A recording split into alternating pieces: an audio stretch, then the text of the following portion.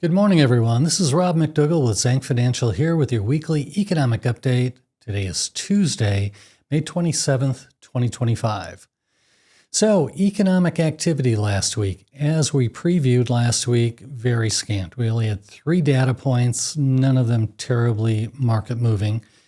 However, there were additional news items that we'll go through that did impact the markets. But in terms of economic activity last week that was reported, initial jobless claims, that came in a little better than expected. Expectation was 230,000 new claims, came in just under at 227. Then also existing home claims existing home sales came in a little bit worse than expected. Expected to be 4.1 million. It came in at 4 million.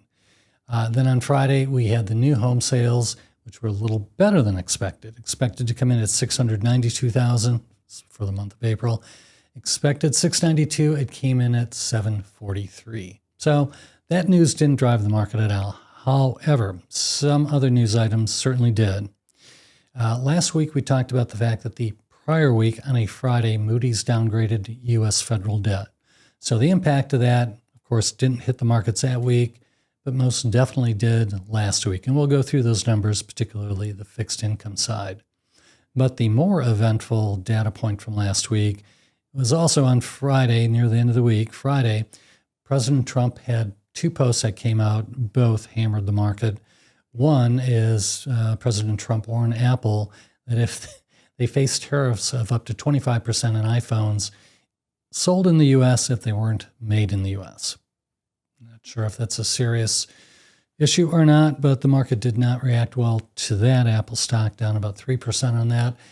But much more importantly, the fact that President Trump had recommended a straight 50% tariff for all of the EU starting on June 1st because he was frustrated with the pace of negotiations. So he got what he wanted because over the weekend, the EU agreed to fast-track negotiations with the United States. So as a result, President Trump delayed the additional tariffs until at least July 9th. And as we are recording this today, Tuesday morning, the equity markets are up significantly as a result. So a few other things from last week. The GDP estimate for the second quarter, Atlanta Federal Reserve, took a small decrease, but still a very healthy 2.4% growth. It's down 10 basis points from the week before. But again, you may recall, we've talked about it a lot, first quarter GDP that came out negative 0.3%, that was very much driven by imports that were likely pulled forward to avoid tariffs. So when we look at the first quarter GDP, we feel it's at least a 1.5% to a 2% grower. So this would be a bit of a rebound, and we'd have to admit when we look at the economic activity, and we'll talk about some of the metrics that are coming out this week, certainly things have slowed a little bit from a very strong February and March in the U.S.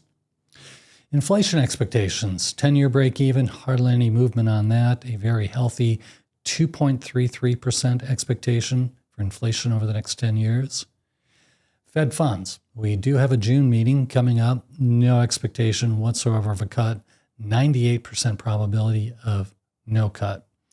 By the end of the year, these odds keep dropping. So at one point, there were close to 4 cuts, 200 basis points built in, or 100 basis points, built into the Fed funds future market.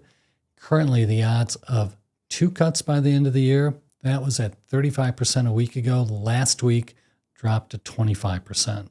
And the probability of 3 cuts this year, that dropped from almost a certainty a month and a half ago, 2 months ago, to a 4% probability.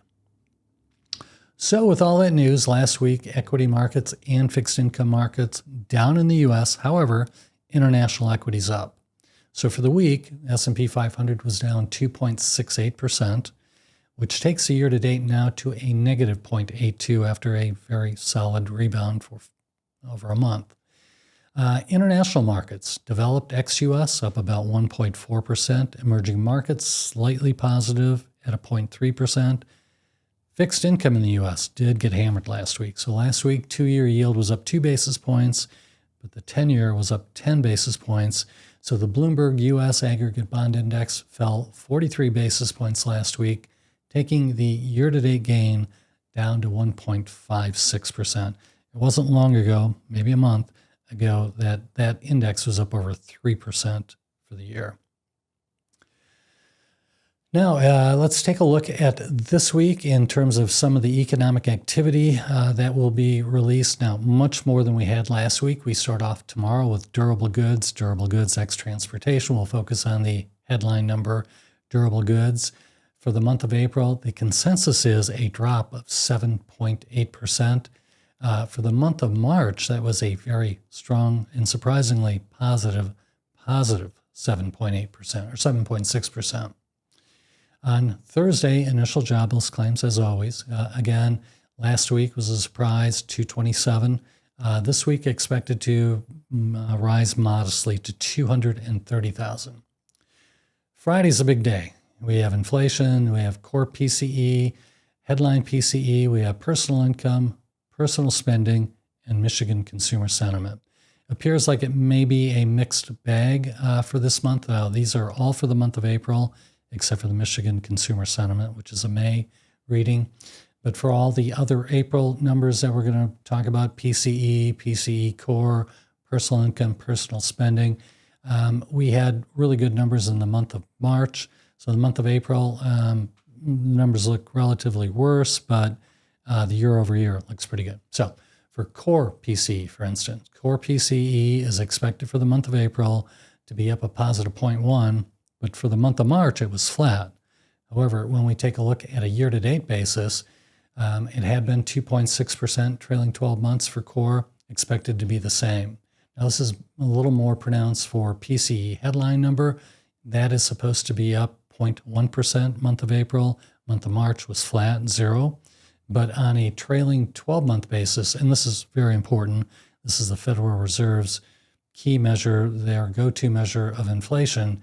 So for the trailing 12-month, the PCE index, if it does come in as consensus, the trailing will be 2.2%. And that's within shouting distance, obviously, of the Federal Reserve's target of 2.0%, which means it does give the Fed more cover if they were, for whatever reason, seeing economic weakness or for whatever reason, to cut interest rates if they feel compelled to between now and the end of the year. Now, two items that certainly go negatively in the month of April, from at least the consensus estimates, personal income, personal spending. So personal income, month of April, is expected to come in a positive 0.3. The month of March, it was a positive 0.5, so some deceleration there. As well, personal spending, this, if we hit consensus, will be a significant deceleration of personal spending. Month of March was a positive 0.7% month over month. The expectation for April, a positive 0.2%. Lastly, we've talked a lot in the last couple of months about the Michigan Consumer Sentiment Index. They will be coming out with the May reading on Friday, and the expectation is it's going to be 51. So we're seeing levels that we haven't seen since the COVID crisis in 2000. The month of April was 52.2. So expectation is a further drop in the Michigan Consumer Sentiment Index. So that's it. That's a wrap up for this week. We thank you very much for attending. We'll look forward to seeing you next week. Thank you.